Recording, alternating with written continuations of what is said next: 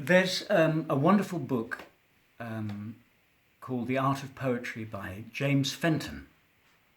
And if anybody's interested in poetry, it's a kind of must-read book. And in one chapter, he looks at the Iambic Pentameter. And he uses an example from a Tennyson poem to explore the richness and possibilities that exist in an Iambic Pentameter. So I'm just going to talk about the Iambic Pentameter.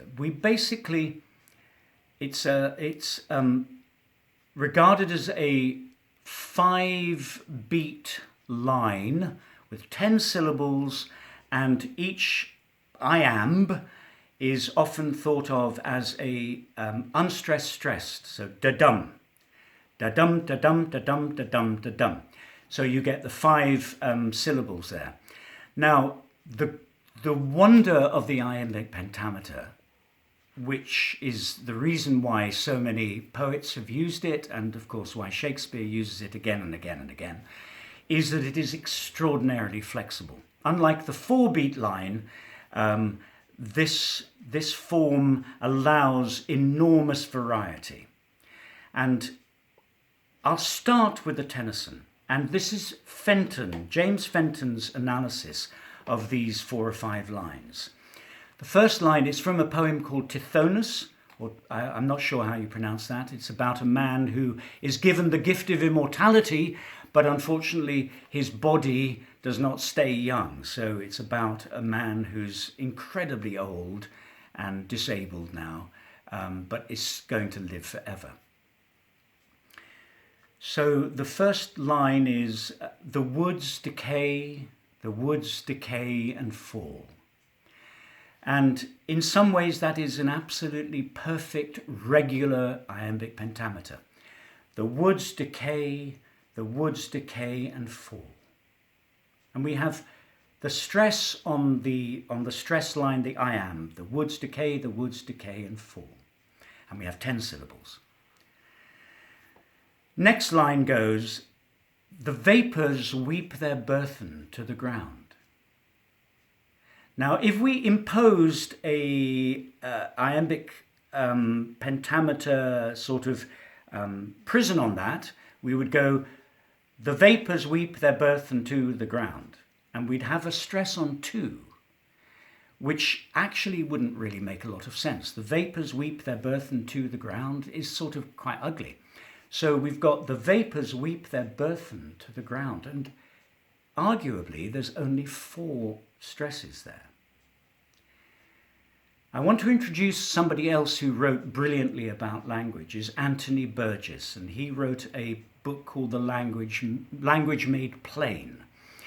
And in that, he pointed out 2 interesting things about the voice and about verse speaking, that if you think of the iambic pentameter as being a set of 5 stresses, we would have an incredibly monotonous line. The woods decay and fall. And we'd have equal stresses on each of those words. Well, of course we don't. And if you looked at radio waves, and if there was radio waves to the woods decay and fall, you would see that there are more stresses on one word and less on another. We are now, the vapours weep their burthen to the ground, 4 stresses. Next line, man comes and tills the field and lies beneath. If we don't stress man, we aren't actually creating a narrative. Man comes and tills the field and lies beneath. Man comes and tills the field and lies beneath. 6 potential stresses in that line if we want to stress both man and comes. If we imposed the iambic pentameter strictures, we would go man comes and tills the field and lies beneath. Man comes, and we wouldn't be telling the story, I don't think. Man comes and tills the field and lies beneath, and after many a summer dies the swan. The very interesting thing about that line, and this is not my analysis, this is Fenton. If you wanted only 10 syllables, which Tennyson, being one of the great poets, could easily have done, he would have written, and after many he would have written, after many summers dies the swan. That's 10 syllables. But he's gone, and after many a summer dies the swan. He's added an A, and he's mimicking the flow of a swan. He's creating an extraordinary oral image of how a swan glides across the water. And after many a summer dies the swan. And we do have 5 stresses there, but as I've said, they aren't always equal in terms of how much we stress a particular word. Now, if we then take that back to Shakespeare, Anthony Burgess points out something. If we have an iambic pentameter line that is end-stopped, in other words, the thought has ended at the end of the line, he points out that there's another beat. And I'll give you an example. Shall I compare thee to a summer's day? Thou art more lovely and more temperate. Rough winds do shake the darling buds of May, and summer's lease hath all too short a date. There's always that extra beat if it's not a run-on line, if it's an end thought. Now let's just look at 2 very, very famous lines from Romeo and Juliet in this very short talk about iambic pentameters. Romeo sees Juliet up on her balcony when he's wandering around after the ball at the Capulets. And he says, but soft, what light through yonder window breaks? It is the east, and Juliet is the sun. I've said that rather badly, but nevertheless, let's have a look at the stress patterns. But soft, what light through yonder window breaks? We do have an almost regular iambic pentameter there. Ba-dum, ba-dum, ba-dum, ba-dum, ba-dum. But soft, what light through yonder window breaks? Having said that, an actor might want to go, but soft, what light through yonder window breaks? They will change the tempo, the rhythm and all that. Let's look at the second line.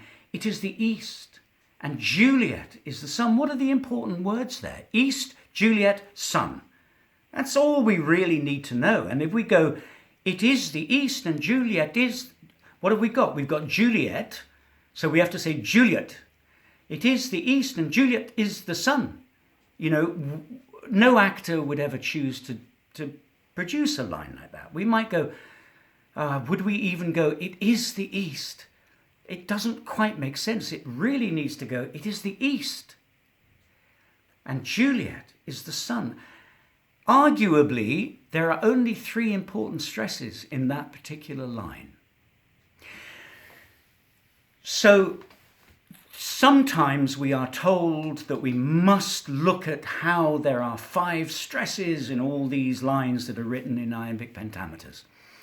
And actually that can become a bit of a noose around your neck as a performer of poetry, iambic pentameter poetry, or plays, a Shakespeare play or something. Most importantly, you need to think about the sense. I think that is the key to this work that we do on something like an iambic pentameter.